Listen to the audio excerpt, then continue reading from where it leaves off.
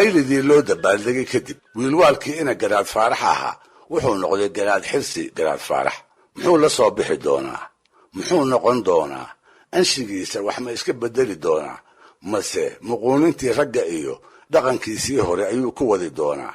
su'aalahaasina waxay ka mid ahaayeen dadkii arrinta goobjoogga u ahaa kuwii ay maalintaa isweydiinayeen sheekooyinkii garaad wiilwaal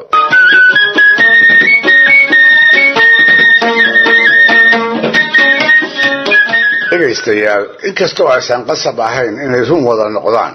haddana sheekooyinka iyo dhacdooyinka loo wariyey waxayna barayaan garaad wiilwaal inuu ahaa si walba nin isugu dayey inuu muujiyo rag inuu wax dheer yahay taasi dhallinyaranimadii ayay ahayd haddii la shuumay kadib oo uu garaad noqdayna waxba iskama bedelin ma uu noqon oo keliya nin madaxa oo meel fadhiya garta iyo taladana loola yimaadee wuxuu kordhiyey feejignaantiisii hore iyo indhihii shakiga ee rag oo dhan uu ku eegi jiray ninkii uu dareemo inuu qorshihiisa taakileel gelin karaba wuu u dardaar wariyey wuxuuna ku beeray seexanwaa iyo cabsi joogta ah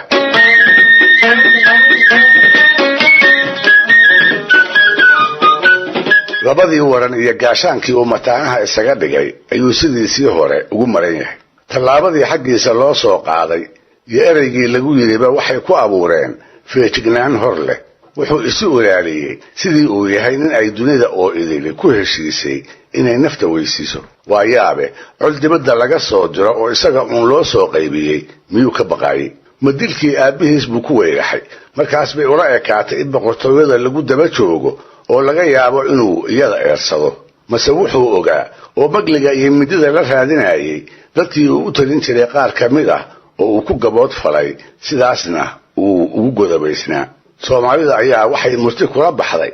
dhulka ayaa lagu yidhi dhulow ballaar badnilah markaas buu ku jawaabay ballaarkaygu muxuu tari haddiiba nin godob qaba aan qarin waayey feejignaantii wiilwaal markii la togdo ayay soo bixi karaysaa sida ay murtidaasi dhab u tahay socod iyo nagaansho hurdo iyo soo jeed shir iyo kelinnimo ceel iyo carshin meel kasta ha joogo si kastana ha ku sugnaadee qalab dagaal baa gacanta ugu jira dhiila ayuu ku seexday aamin darro uu uunka eebba ka qabana wuu ku soo toosay alla malaha utuntii ku maqnaydi cuslayda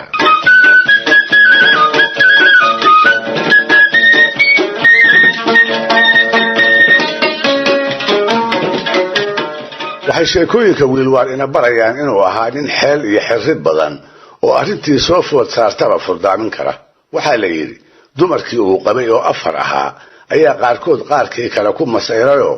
dagaal af iyo gacan balihi dhex maray waxay ku murmeen baa la yidhi heblaay adiga waa lagu nacayoo garaadku kuma rabo adigu waad iska joogtaa uune beri hore ayaa lagaa tashaday aniga ayaa la iga kaa jecel yahay gogashayda gogol kale weligiis ku doorsan maayo iyo hadallo kuwaas la mid ah raggii u dhowaa qaarkood ayaa damcay inay dumarka garaadka heshiisiiyaan isagii baase diiday wuxuu ku adkaystay isaga mooye inaan xaajadaa cid kale loo agmanayn afartoodii tu walba oo ka mid ah intuu gooni ula faqay ayuu ku yidhi caawa fiidkii kolkay tahay meel hebla imow aniga ayaa idinkala saaraya markuu aaskii dumay oo ay goobtii ku soo wada urureen ayuu ku yidhi afartiinuba sii jeesta oo isgarab joogsada tii aan idin jeclahay dhabarka ayaan ka taabanayaa ee ha iska tagto iyada oo aan dib iisoo eegin afartoodiiba dhabarka ayuu ka taabtay dabadeedna sida la sheegay mid waliba iyada oo faraxsan ayay horteeda u dhaqaaqday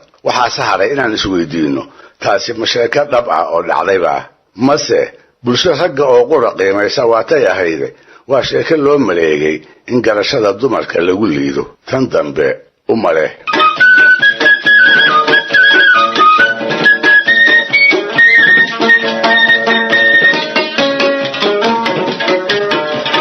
waxaa kaloo la sheegay waayihiisana laga garan karaa garaad wiilwaal inuu ahaa nin murtidhaari ah oo aan hadal seegin nin jeclaa rag iyo dumarba inuu dadka xujeeyo si uu ugu daadego bal garashada qofku inta ay qodan tahay ruuxa uu xujaynayaa haddii uu rag yahay asi uu si wanaagsan xujooyinkiisa kaga jawaabo dareen baa ka geli jiray wuxuu u arki jiray halis ay tahay inuu iska horwareejiyo markaas buu ku dadaali jiray isaga iyo ninkaasi inaanay carro bartira ku wada noolaan haddiise ruuxaasi uu qof dumara yahay wuu guursan jiray ama nin xigaadhadiisa ka mid ah ayuu guursigeeda kula talin jiray welibana u dhisi jiray.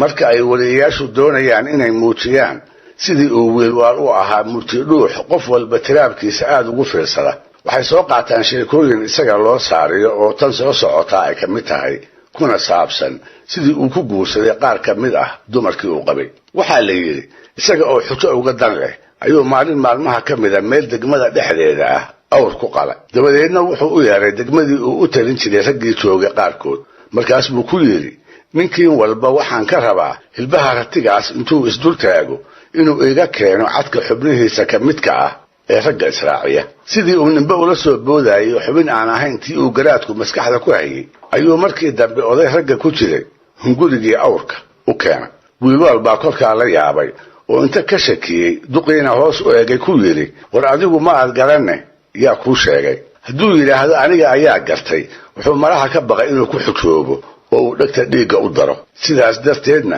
wuxuu ugu jawaabay garaadow inan aan dhalay baa ii sheegtay. wiilwaal baa kolkaa gabadhii u bogay. wuxuu ku maleeyey inay caqli doora leedahay. kolkaas buu toyday bal inay guurgal tahay iyo in kale. waxaa loo sheegay inay guurgal tahay hase yeeshee ay nin u doonan tahay loona ballansan yahay in dayrta soo aadan loo dhiso. isla markiiba wuxuu guddoomiyey inay naag garaad noqoto. ninkii ay u doonanaydna 10 sac ayuu ku aamusiyey kaasoo isna isu qaatay inuu ayaan badan yahay. sidaas ayuu wiilwaal kula aqal galay gabadhii Tibira la oran jiray. kii laga meershayna wuxuu naftiisa ku maaweeliyey labadan meedisoo gabayga ah. wuxuu yidhi garaadkii hadduu Timira helay waa ku taamahayey aniguna haddaan 10 sac helay